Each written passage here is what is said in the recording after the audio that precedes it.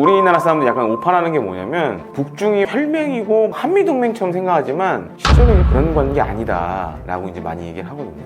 북중 관계 같은 경우에는 서로 물리고 물리는 관계가 더 많기 때문에 북중러라는 삼각 외교가 생기죠. 북한도 알아요. 그러니까 북한의 경제난을 해결할 수 있는 건 미국밖에 없다. 각종 경제 제재들을 이제 풀어줘야 북한이 정상적으로 돌아가는데, 다만 북한 입장에서는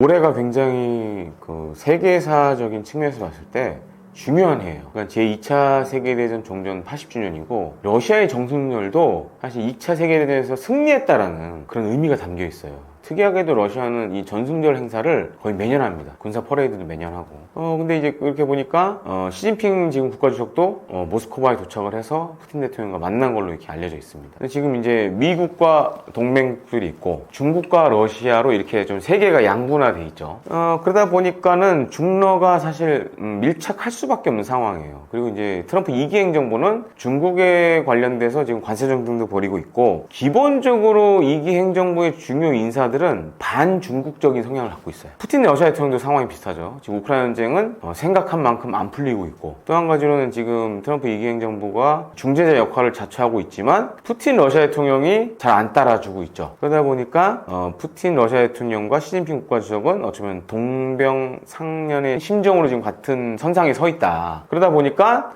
오히려 반 트럼프 메시지를 더 강조하게 되는 거 아니냐, 좀 이렇게 판단이 됩니다.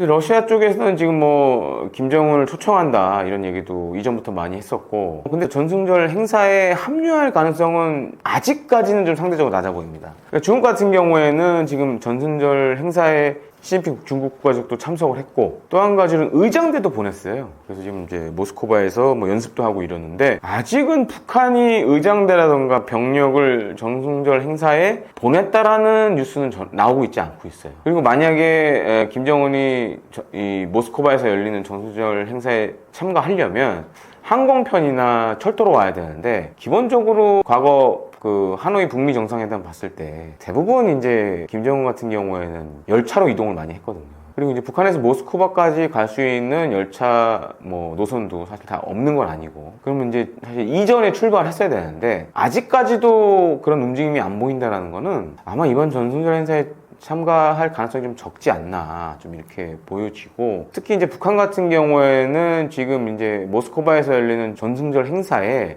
지금 우크라이나가 드론 공격을 할 수 있다, 뭐 이런 얘기들도 나오고 있거든요. 심지어 이제 모스크바 인근에서 러시아군에 의해서 유혹되는 우크라이나 드론도 지금 발견이 되고 있어요. 경호라는 목적으로 봤을 때는 굉장히 불안한 요소가 많은 거죠. 그래서 상대적으로 좀 참가하기 어렵지 않을까, 이렇게 좀 보여지고 있습니다. 오히려 이제 트럼프 2기 행정부 같은 경우에는 좀 그런 야심이 있어요. 북한과 러시아를 중국에서 띄어내려는 좀 야심이 있어요. 그래서 사실 우크라이나전도 빨리 종전을 시키려고 하는 이유가, 그 우크라이나에 지금 이제 미국이 쏟고 있는 예를 들어서 군사 지원이라든가 무기 지원 이런 것들을 이제 그만하겠다. 그리고 이거를 중국에 대항하는 데 사용하겠다라는 목적을 갖고 있거든요. 근데 다만 이제 과연 북한과 러시아가 미국이 원하는 방향으로 나갈 것이냐, 이건 좀 다르거든요. 그래서 뭐 트럼프 전 대통령의 대외 정책에 만약에 북중러가 이렇게 삼국이 단합을 한다면 뭐 향후에 큰 영향을 줄 수가 있죠. 물론 이제 북한이 김정은이 전승절 외교 무대에 등장할지 안 할지 여부는 좀 지켜봐야겠지만, 일단 북한은 이 러시아 우크라이나 전쟁을 통해서 지금 많은 병력을 파병하고 있고, 심지어 북한이 이제 서울과 수도권을 위협하는 장사정포 170mm 자주포라든가 240mm 방사포 이런 것들도 지금 대규모 양을 러시아로 보내고 있어요. 그러니까 그렇게 함으로써 막대한 외화 수입원을 거두고 있거든요. 그러니까 일단 지금 이제 이 러우 전쟁에 북한이 들어가기 전까지만 하더라도 북한이 외화 벌이에 굉장히 어려움을 많이 겪었습니다. 그러니까 미국의 각종 이제 대북 제재로 인해서 어려움을 겪었는데, 러시아 우크라이나 전쟁에 뛰어들면서 그런 외화벌이 수단들이 다시 다 생겨났어요. 그런 측면에 봤을 때는 당분간은 북한과 러시아의 외교 관계는 굉장히 좋은 시기가 지속될 것 같고, 또 한 가지로는 지금 이제 우크라이나 전쟁에 투입된 북한군 병력들도 과거와 달리 최근에는 막 러시아군과 같이 훈련하는 영상들도 많이 보여주고 있어요. 이런 것들은 당분간 북러 간의 군사 관계가 최상의 상태를 유지할 걸로 이렇게 좀 판단이 되고 있습니다.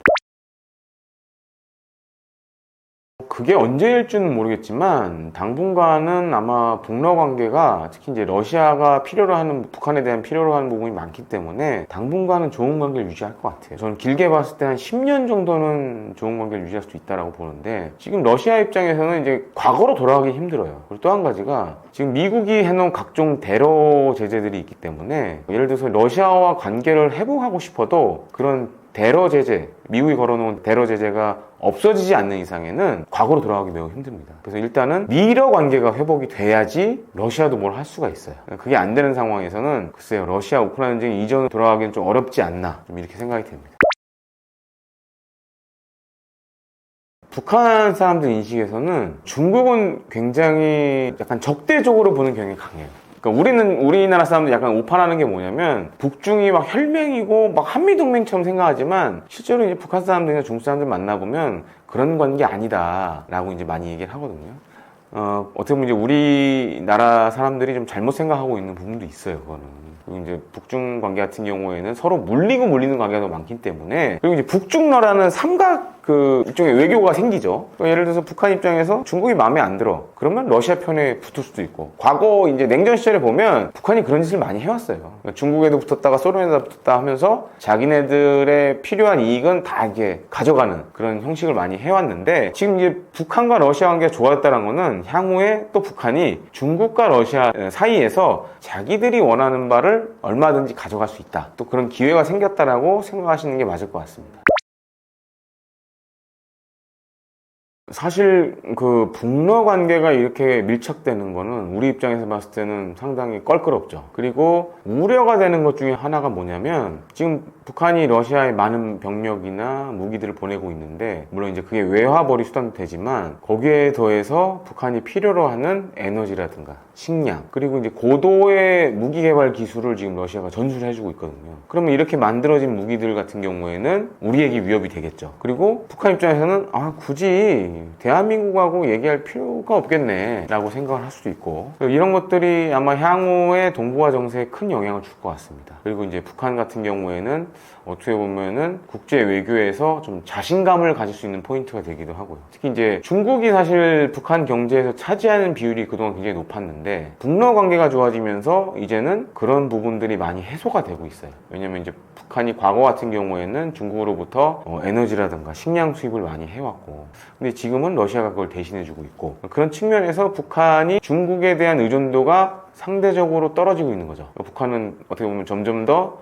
중국하고 멀어지고 있는 거고, 그런 측면에서 향후에 북한이 뭔가 군사적 도발이나 이런 걸 수행할 수 있는 자신감이 점점 커지고 있다라고 보고 있습니다.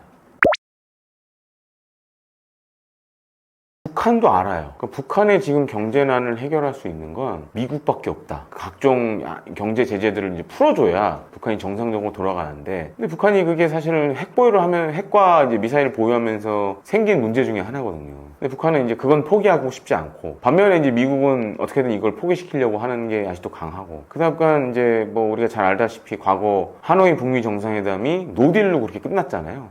이게 계속 그런 상황으로 어쩌면 갈 수밖에 없는 거죠. 다만 이제 북한 입장에서는 러시아라는 돌파구가 생겼기 때문에 그런 측면에서 당분간은 러시아와 우호적인 관계를 계속 이제 가질 걸로 이렇게 생각이 되는 상황입니다.